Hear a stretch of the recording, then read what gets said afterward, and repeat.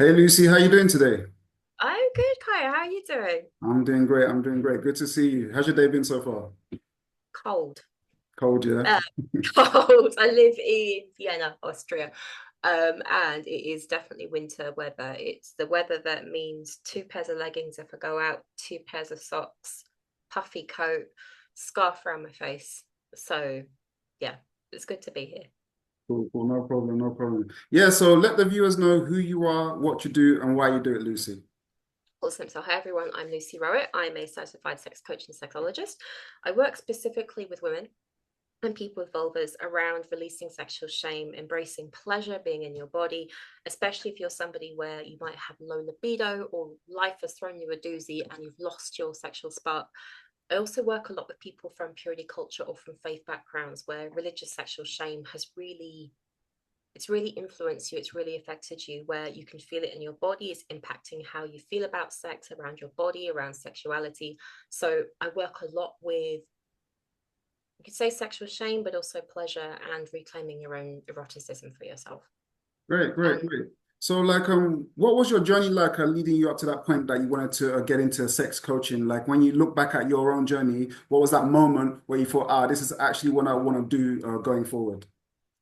so it's a long, I always say there's a long story and a short story. I talk about it a lot because it's not exactly what, hey, when I grow up, I want to be a sex coach.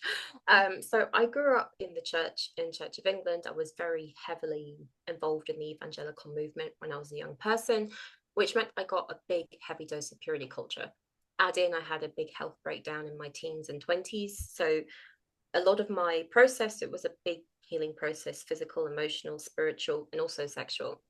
And being in my early 20s when I'm recovering, I'm very much an all or nothing kind of person. And I guess being in my early 20s and being very green, very oh, just do it then. And somebody asked me what I want to do with my life. Oh, what was sex then? So I found a training I really liked. It was important for me to get a good training because coaching is not regulated at all. And there's pros and cons to that, but I didn't want to call myself a sex coach without having some solid foundation and training.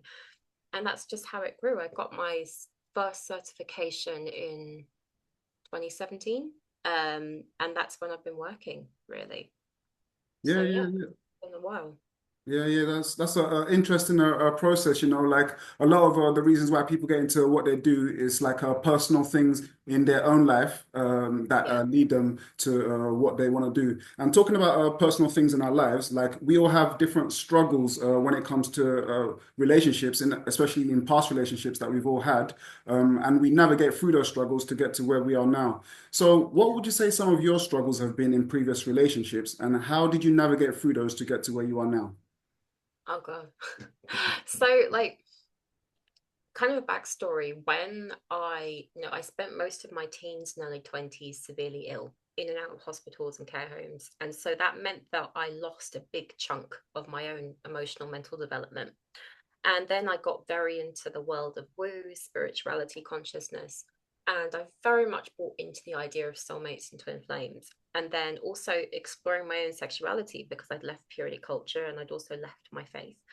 And so there's me in my early to mid 20s trying to figure out who I am, experimenting. I say falling in and out of love, in and out of bed with people who, some of them are good, some of them looking back, highly inappropriate. And it was this, I remember saying to a friend years back, like, oh, I just want to meet the right person. And she said, yeah, but 10 minutes ago you said you wanted to explore. And I was like, hmm. And so I was feeling this kind of push pull. And it is tricky because whenever I'm I'm not going to say I'm demisexual because that's, if you're demisexual, it means you need an emotional connection with someone before you feel sexually attracted. Maybe that's me, maybe that's not, but I do bond with people when I have sex with them. And at the same time, I wanted to explore my sexuality and I wanted to challenge all of that shoulds and shouldn'ts that I learned. And it was really rocky. It was rocky and I wouldn't change any of it. Like, especially with the Christian upbringing and some of the Christian friends I had, it was like, well, you shouldn't really be doing that because you're going to get hurt. And I'm like, well, I am getting hurt, but I know that that's how I learned. And a lot of some forms of Christianity, some forms of religion, they're so overprotective in that it's about protecting your heart and preventing people from getting hurt. But you can't do that. And actually, that keeps you in a state of emotional immaturity, because getting hurt is how we learn. I'm not saying everybody should get hurt and should make mistakes, but again, I missed out on that part of my teens and 20s, first with purity culture, then with chronic illness, of kissing the wrong people, of being infatuated with the wrong people. So I had to make up for that lost time. And so it was really, really tricky. And I went through a lot of cycles of chasing after unavailable men, of being infatuated with unavailable men, and having this idea in my head of this spiritual man I want to be with. Like, fuck, I didn't end up with someone like that. Just say that. So it was tricky, and I met my now husband back in 2016. So we've been together 8 years now. But that's also been its own process as well. That's been its own journey. And a lot of it, I don't know. I think when I talk to, I know there's a pattern with people that come from evangelicalism, but also people that are in the kind of spirituality, woo-woo world, personal development world, where we have this big, I don't know, void inside of us. And we want somebody, we're desperately looking for somebody to fill that void, which, you know, we see in like in Disney movies, in rom-coms and everything, when you meet that one person and everything's wonderful in your life. And that really fucks people up. It really messes you up. And that's something that I really had to work with, in the wanting to meet somebody who would be my ultimate one. And it's why I'm very, very skeptical when people talk about the one or talk about soulmates or twin flames. Especially, I'm also talking about many things at once here, but in my experience in the spiritual conscious world, the amount of people I've seen who've been in soulmate, twin flame, conscious relationships where it's been so fucking abusive and dysfunctional behind the scenes, I think there's a lot we have to dismantle there. Has that answered your question? Yeah, for sure, Talk for about sure. the circles. Yeah, for sure. Like, like realities are very different from the kind of a fairy tale that we see Yeah. in Disney and things like that, you know. But you did mention bonding, like when you're intimate, that you'd bond a lot, like when you're intimate. Some people, like, they can be intimate and feel like they don't necessarily feel that bond, or that feel that need to bond in order to be intimate. Do you feel like it's unhealthy to be intimate without bonding? And would you say it's natural to bond when you're intimate? That's a really tricky one, because I'm really mindful, first of all, that there's a lot of therapists, coaches, spiritual teachers saying that it should be this way, and that if you're not bonding during sex, that's unhealthy. I also want to be really mindful of the term unhealthy, because often that comes from, I'm curious what value system that comes from. Um, I'm also not saying that for some people, they realize that maybe they're having lots of sex where they don't feel connected with it, and they realize, you know what, this isn't helping me, this isn't serving me. I'm going to do some inner work. And the next time I'm intimate with someone, I really want to feel a heart connection. I think two truths can exist at the same time, because I do know lots of people who can have sex without an emotional bonding. And I want to say there's nothing wrong with that. And that is really pathologized in a lot of therapeutic personal development circles. I don't want to go down the whole neuroscience thing, because I'm not a neuroscientist. I know that generally when we have sex, we release oxytocin, which is a bonding chemical. We know in general, women tend to experience it more than men, but I'm still really mindful of that. And also that I believe you can have the most heartfelt, loving sex with somebody and it be a casual encounter. You can have soul touching sex, if that was what resonates with you, with somebody where it's just a one night thing. And you can also have soulless, unintimate, non-heart centered sex with someone you've been married for 20 years. So I'm always, I'm careful around wording that, because I think there's a lot to unpick there, and the language that we use and how we approach it really reflects our own value system and where we're coming from. again, I'm not saying that. I know that for many of the women that I've worked with or spoken with, they realized that they were falling in and out of love and in and out of bed with men, usually, where they were maybe seeking validation, seeking attention. It didn't feel good to them, it didn't feel nourishing to them. But also, I'm totally in favor of hedonistic, for the thrills, fucking with people, and it feeling good just for the sake of feeling good. Does that answer your Yeah, for question? sure, for sure. It's Like tricky. if we look at like for example like women, for example, who like they find it hard to strike that balance between f being intimate just for fun or like for connection, and they're like, all right, look, I don't know how I feel about this right now. I'm just gonna focus on my career. So these type of women or even people tend to focus heavily on their career and start to neglect their intimate side to the point that their intimate side starts to shut down and they kind of distance themselves away from it. But at some point, they really want to reconnect with it again, and they don't really know how to bridge that gap once they focus so much on their career and their intimate side has suffered so much. In your opinion, how could they start to bridge that gap again once it's been neglected for so long? First of all, come back to yourself again. And I'm not, by the way, as I'm saying this, I'm not saying this is like a linear process where you should always connect with yourself and then you'll find somebody. But in general, it's all about that connection with your sexual self first. Yes, self pleasuring. Yes, masturbation, but also exploring who you are as an erotic being, especially if you've had to shut that down for a long time. Don't expect yourself to go from 0 to 100. Again, I've worked with women like this where they feel there's something really wrong with them because they've had to shut it down for so long. They meet a really wonderful person, still really struggling. So, like, make it could be as simple as trying some sensual dance. Like, I love Latin dancing, like salsa, bachata, zouk, kizomba, because there's a way of playing with that erotic energy with the clothes on. I also like it because it's like a great way of like speed dating, of getting to feel the energy of different people because you're always changing partners.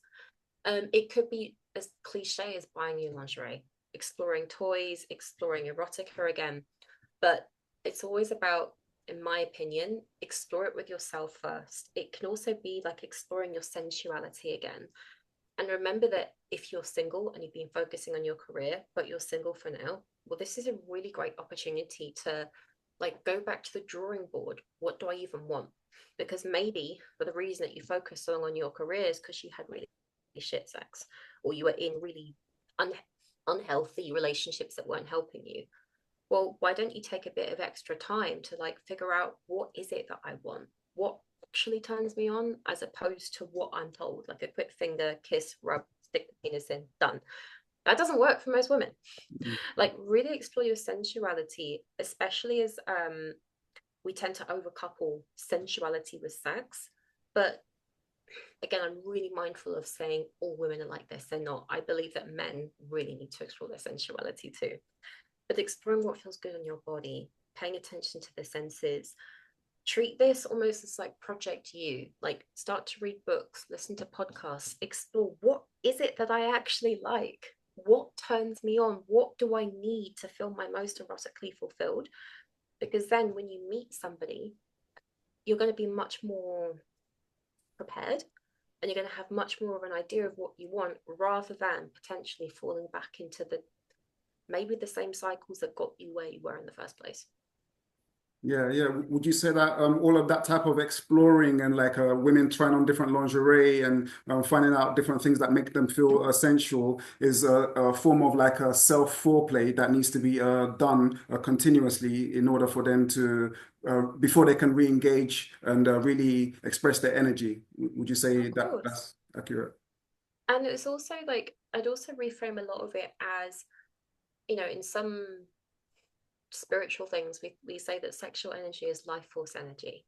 So maybe think of it as feeding your life force. And like if you think of the word erotic doesn't just mean sex. It doesn't just mean insert tab A into slot B. It can be your connection to life. It can be your connection to pleasure. Yes, it can be a way of foreplay, but I maybe reframe this as a whole different way of doing life, as a way of paying attention to pleasure. And also, you'll find, especially if you've been a workaholic for a long time, there's a lot of high functioning freeze response there. And part of this is learning to really slow down, pay attention to your body, how your body's communicating with you. You know, it's a pattern that I see in a lot of very high functioning women or overachieving high type A women, where you've had to really focus hard to get where you want to be in your career. But that's meant that you've had to override a lot of what your body's telling you. You've had to, I'm really careful. I don't use terms like masculine and feminine energy because I think it's very, very reductive. But you've had to kind of take some of that aggression and some of that drive, and that's not a bad thing. But maybe think of this as, what's the term? Reclaiming more of your whole self. So getting to explore that softer side, getting to explore that part that loves pleasure, starting to feel safe to let people in again. I'd say that this is a marathon, not a sprint. Try not to beat yourself up or think there's something really wrong with you. There's not. It takes time to learn to maybe soften, to learn how to be more in your body, to learn how to receive a bit more without discounting that amazing drive and ambition that got you to where you are in your career. For me, I'm very much about it's not trying to completely change everything. Think of this as rounding out more of who you are, if that makes sense. Yeah. I guess like when people hear masculine and feminine energy, they're always thinking about the gender immediately. But there's masculine and feminine energy in everybody, and it's about that balance. You know, like when we look at our professional lives, it's a lot of masculine energy that we portray, and in other parts of our lives, including our artistic side, it's more of the feminine essence. So, like you know, it's a It case of can be. understanding. Or what would you I say? mean, the reason I'm mindful of using these terms because I don't know, this is a whole other side thing. What is masculine energy anyway? Because if you think of the energy, I don't know, of the Hindu goddess Kali, she'll rip your head off. Is that masculine energy? I don't know. Or like if you're going to try and attack some tiger cubs, that mama tiger is going to rip your head off. Is that masculine energy? I Well, don't know. yeah, I'd say anything of that kind of like dominant, aggressive type of nature would be masculine energy, and anything that's nurturing and soothing would be more of the feminine energy. What is your opinion on that? Yes and Okay. it's more the again, like I feel a lot of my answers to this are like, let's pick that apart. There's a lot there. Um, I don't know, I have so many thoughts on it. And I think in general, as a society, we have really prioritized and favored that drive energy, that pushing forwards energy, that achieving, getting shit done, being productive, all of this. And in general, the energy of being soft, going within, of nurturing what people call soft skills, is very much seen as less than. You know, we see this reflected in the labour market, where in general, careers that are more associated with women, like care work, like teaching, like looking after kids, is seen as less economically valuable than, I don't know, banking, investing, whatever. So there's a lot that I could, I guess, touch on that. But the reason I'm mindful of calling it masculine or feminine energy, I think we can it very easily can go into 1950s gender stereotypes without realizing it, but just putting like a new age mandala on top of it. Yeah. So I'm always like, use these terms carefully. Let's unpick them. Let's hold the terms lightly. If those terms resonate with you and they help you and they've helped you in your healing process, I'm not going to shit on that. I'm just let's hold them lightly Mm. is what I would probably say. Okay, great. You know, like I wanted to talk about like the fact that, you know, when we look at the in the context of human nature, you know, we go out all the time and we see different people that we're attracted to and different people that entice us all the time, right? So in that context, what is your viewpoint on monogamy versus non-monogamy and the fact that we're attracted to different people all the time? Oh God, that's a whole big kettle of fish as well. So like I say I don't have an opinion in terms of human relationships since the dawn of time. Humans have been attracted to multiple people. Humans have shagged multiple people. Humans have wanted to shag multiple people. Throughout the course of human history, and I'm not a bloody anthropologist, there have been multiple ways in which humans have done relationships, ways that humans have done pair bonding. I know that there's been research done by some anthropologists about why. I saw this Instagram account saying that humans evolved for pair bonding, but that usually meant for one season. I think that when it comes to whether humans are naturally monogamous or polyamorous, I think it really depends. And I'm really mindful, again, I'm using that term mindful, of saying all humans are like this, all humans are like that. And also remember that it's a very normal human thing, even if you are pair bonded with someone, to look at someone else and think, like if you think about it, adultery, affairs, shagging around, this has been human history in general. And I think it's about getting clear around what your values are, what works for you, but know that one of my friends, Cameron Moore, says, remember that monogamy is not the default, but polyamory is not the utopia either. I think a pitfall a lot of people fall into when they want to explore non-monogamy or ethical, consensual non-monogamy or polyamory is thinking it's just going to be a free-for-all. Yeah, I can shag who I want. Absolutely not. The people that do polyamory well, they will tell you how bloody hard it is to make sure that they balance that. Because when you're having multiple relationships, that is a lot more work to make sure that people are happy, to make sure that you're communicating properly, to make sure that you're not doing the dirty on them.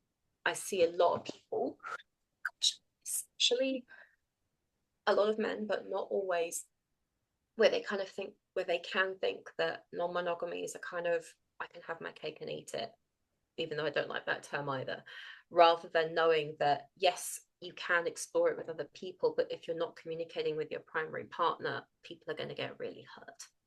So my view is very unsexy. It depends. Yeah. I It mean, really depends. yeah. It definitely is a personal choice that requires communication, whether it's monogamy or non-monogamy.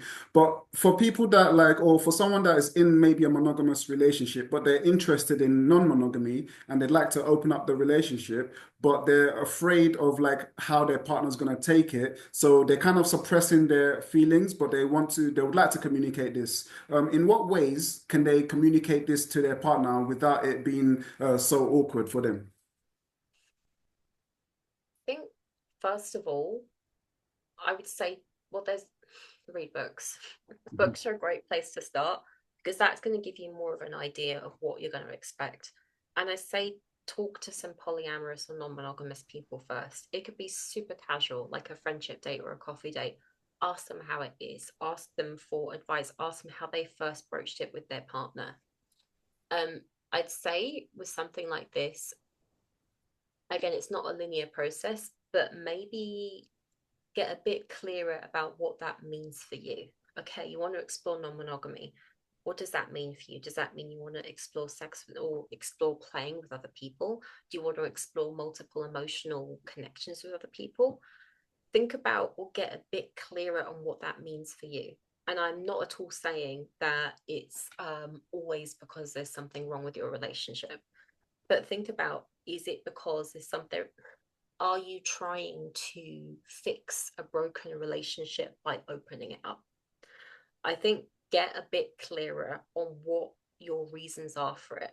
Maybe you're somebody who's always been like this, where you know that you're capable and you want to have multiple connections. And when it comes to speaking with your partner about it, you could start really simple as, what do you think about non-monogamy? Maybe you could, like, I'm trying to think of like TV shows or movies, but you could say, I was reading this book or I was watching this movie the other day and they opened up their relationship. What do you think about that? And gauge their reaction there. Just remember that, try not to, what's the term? Really try not to use it as emotional leverage over your partner. Try not to use it as a thing that you hold over their heads. I had this really good strategy where if you want to encourage your partner to explore it, encourage them to explore first. So you're the one who stays monogamous, let them explore first and see how you feel about it. because you might think it's great that you get to explore with other people, but how are you going to feel when you see your partner with somebody else? And then touch base. But I'd say also keep communicating about how it's working for both. If you know that you can always close it again or open it again. And if in doubt, get support from a therapist or coach that specializes in non monogamy. Know that it's not going to be a clean cut ride. Yeah, yeah. So essentially, putting the shoe on the other foot and seeing how you feel about it if your partner Yeah. was to do such things. So, like, let's say they do communicate this to their partner, and their partner's like, "No, that's not for me at all. Like, we're not doing this." Do you feel like if they suppress their feelings because they did want to open up the relationship, do you feel like if they suppress that, it's gonna be bad for them in the long run, or what's your opinion on Oh, that? yeah, I do. The thing is, like, I think any relationship where you're having to suppress a really big part of yourself in order to keep the status quo, in order to keep the status quo of that relationship, that's not that's not viable for a long-term stable relationship. Um, Again, but also think about, I think when it comes to exploring or playing, a lot of people think that it's either 100% monogamous or having sex with loads and loads of people. Maybe you could explore something like you go to a swinging party together, or a sex club together, or a BDSM club together, where you're playing with each other, but you're seeing other people doing stuff. Because maybe that might plant a seed in their mind. Oh, maybe that looks fun.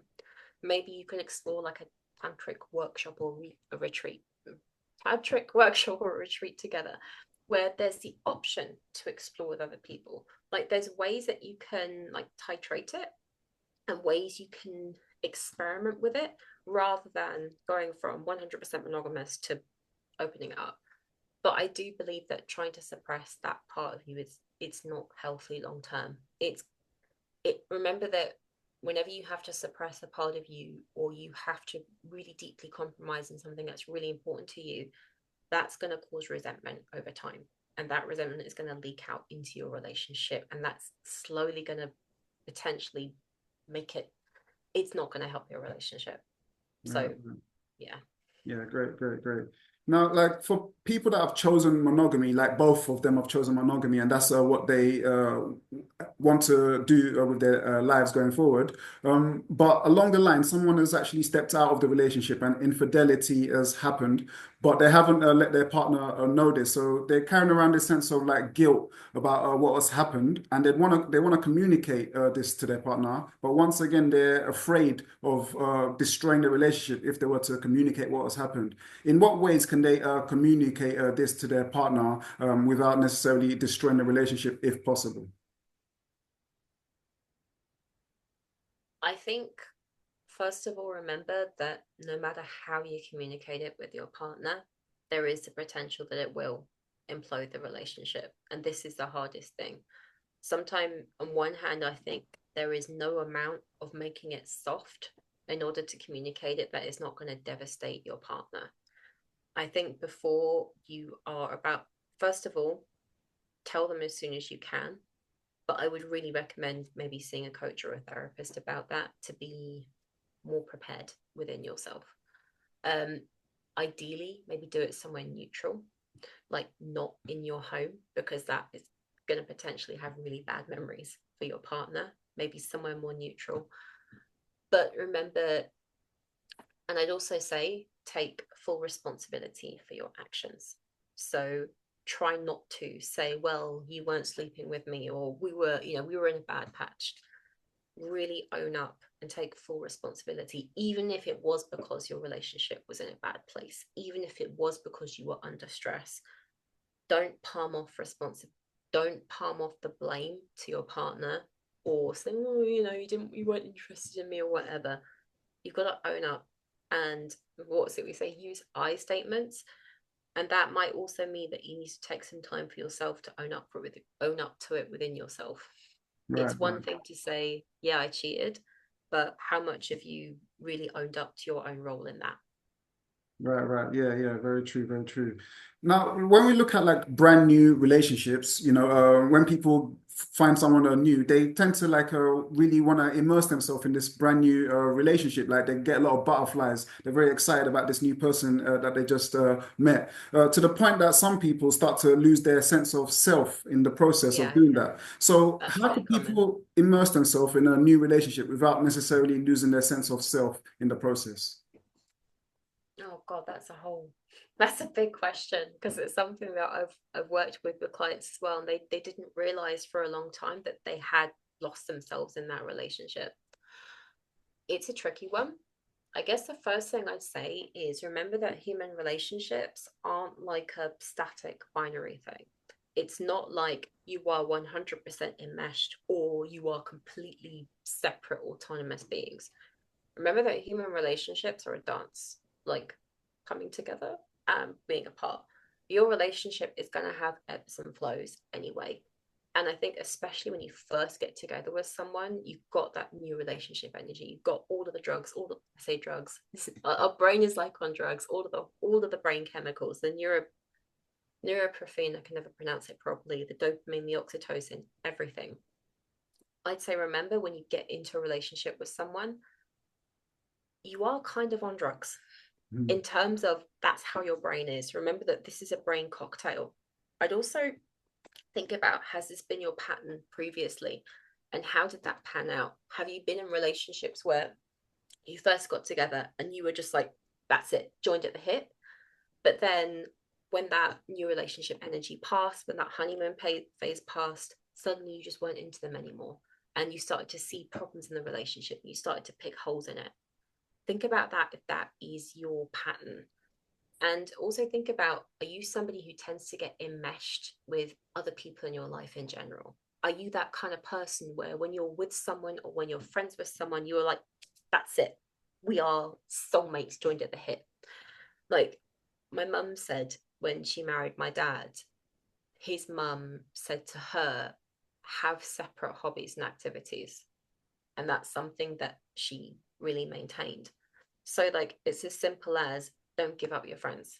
Still go out for drinks with your friends or do the shit with your friends you were doing before. Keep your, I say not just keep your hobbies, but like keep the things you're into. Still watch the films you're into. Still listen to the music you're into. Really carve out that time for yourself. And I'm not saying it's clear cut. Maybe you are just going to be in that love bubble with each other for a bit, but don't neglect your friends. Don't ignore your family. And also watch out for any, if your new partner is getting resentful about you spending time with your friends and family, spot that as early as you can, because that is not going to get better. Really notice if your partner is getting pissy or getting manipulative or getting just doing things where they don't feel comfortable with you spending time with your friends without them. That is a very reddish flag that could get reddier and flaggier. So, yeah, Excellent, excellent. a good Yeah. relationship will, I say, will let you go out with your friends. It's so bloody, it's basic human decency. They'll be fine with you going out with your friends without them. And if they're not, that is a problem. Excellent, excellent. Well, Lucy, like, thank you so much for coming on. Thank you for everything that you've shared. Where could people find you, find out more about you, and find out more about what you do?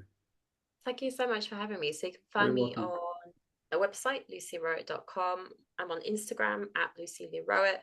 I use TikTok occasionally. Um, on my website and through my Instagram, I have a free PDF on how to confidently ask for what you want in bed or confident sexual communication. And I have a podcast as well called The Naked and Unashamed Life. It's on Spotify and Apple Podcasts. Yeah, let's connect there. I'd love to support you. Excellent. And for the viewers, all of that information will be in the description so you can get in touch with Lucy and find out more about what she does. Once again, Lucy, thank you so much for coming on. Any final Thank you words for having before me. we wrap up? Too many. God, no. I think we covered a lot in this chat. No problem. Yeah, yeah. I feel like we did cover a lot indeed. Yeah. So thank you once again, Lucy. Awesome. Cheers.